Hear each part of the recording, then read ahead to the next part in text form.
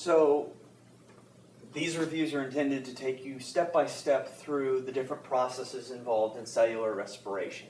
And keep in mind at all times that when we're talking about aerobic cellular respiration, what we're talking about is, in the simplest context, a sugar, most likely glucose, and the presence of oxygen will then break this sugar down and harvest energy through a series of processes that will eventually allow us to produce carbon dioxide, water, and energy in the form of ATP. Ultimately, this is what we want to generate here, and this, of course, is the energy that will be used to perform cellular work. So, the process is used to get from here to these products. We're going to start with the very first process, which is going to be involved in the breakdown of this sugar. And that process is called glycolysis. Okay? Now, if you break this word up into roots, okay? Glycolysis, anytime in biology you see something that ends in SIS, it means the process of. Specifically, lysis means to break down.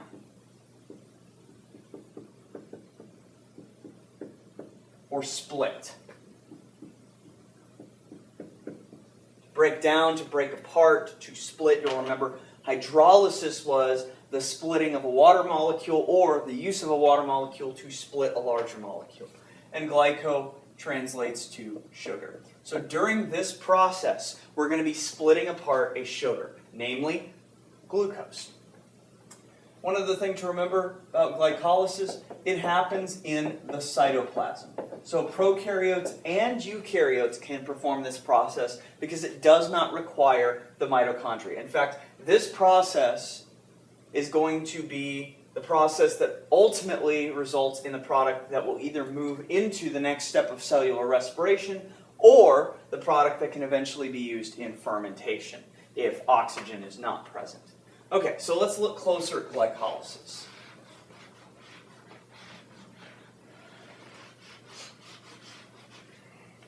So we're going to start at the beginning of glycolysis with our sugar. Okay?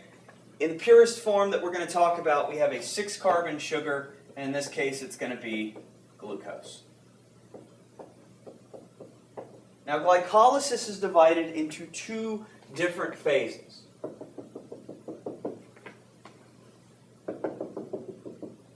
The first phase is going to be called the energy investment phase.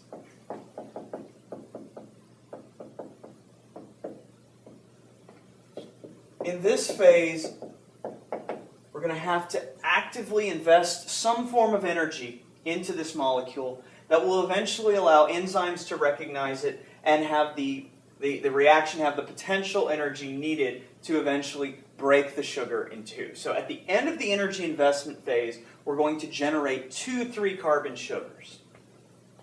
Okay?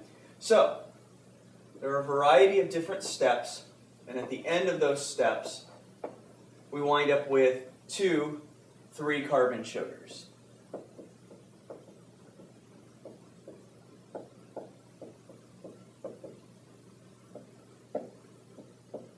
So we've gone from a 6-carbon sugar to a 3-carbon sugar. Okay, and those 3-carbon sugars are technically isomers.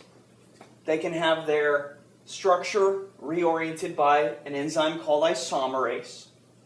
Okay, and one of those sugars will eventually proceed through the rest of the process, ultimately producing the final product which is desired. Now, before we get there, this is called the energy investment phase for a reason. Before this 6-carbon sugar is split into these 2 3-carbon sugars, we first have to invest energy. And we do that twice. Each time by the use of a molecule of ATP. Generating ADP, and the reason I'm not drawing the inorganic phosphate here is because the inorganic phosphate is actually attached to these sugars. So each of these sugars is going to be attached to a phosphate. Okay? By the end of this whole process. So, it's called energy investment because we had to invest energy in the form of ATP. Now, if you're ever trying to determine if the stage or phase that you're looking at is indeed energy investment or energy payoff, which is the next phase, what you should do is take these curved arrows from the equation and just draw them straight. So I'll draw the arrow straight, and I orient my ATP and my ADP around that arrow in the same way they're oriented there. If your ATP is at the tail of the arrow, you are in investment. If your ADP is at the head of the arrow, this is true for all of it, you're at investment. Okay? So if you see ADP at the head of the arrow and ATP at the tail of the arrow, you're in the investment phase. Okay, so we make these 3 carbon sugars, and now we're ready to proceed. Okay, so at this juncture, we've now generated 3 carbon sugar. We've completed the energy investment phase, and we're ready to start moving towards the production of our final 3 carbon product, which is pyruvate, through the energy payoff phase. So there are a series of reactions that occur here, and ultimately result in the production of 2 pyruvate molecules. Now remember that this pathway here represents 2 of these 3 carbon sugars eventually generating 2 pyruvates.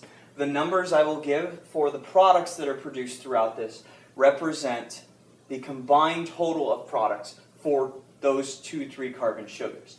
If you would like to know how many each of these 3 carbon sugars produces, simply take the numbers I write and divide them in half. Okay? So initially what's going to happen is our 3 carbon sugar that proceeds into the energy payoff phase is going to be oxidized. And it's going to do that by reducing NAD+,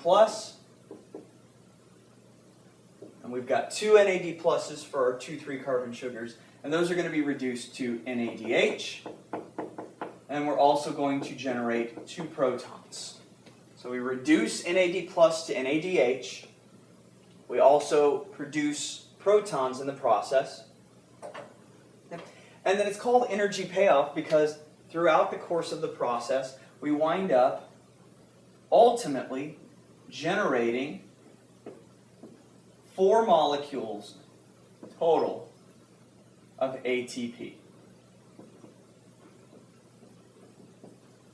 Okay? And we accomplish this by substrate level phosphorylation. So these molecules of ATP and these molecules of ATP generated in the energy payoff phase are done so by substrate level phosphorylation. So, a couple of things. First and foremost, we know that it's the energy payoff phase because if I look at these arrows and I straighten them, just like I did in my energy investment phase, I now have ADP at the tail of the arrow and ATP at the head of the arrow.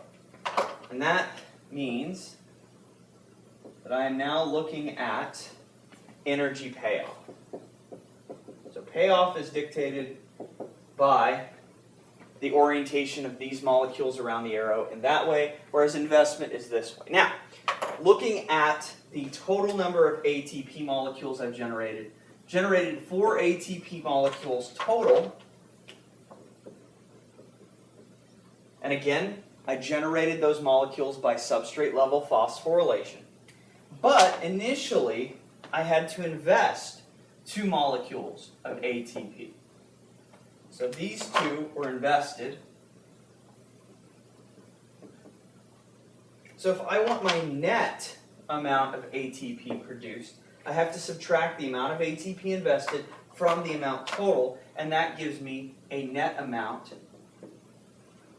of 2 molecules of ATP. So, the things that I produce during glycolysis: 2 net molecules of ATP, 2 molecules of NADH, 2 protons, and 2 molecules of pyruvate. These protons and the NADH will most likely ultimately be used in oxidative phosphorylation, while the pyruvate will be used, as we're going to see, to produce the product needed to enter the citric acid cycle. So this is glycolysis.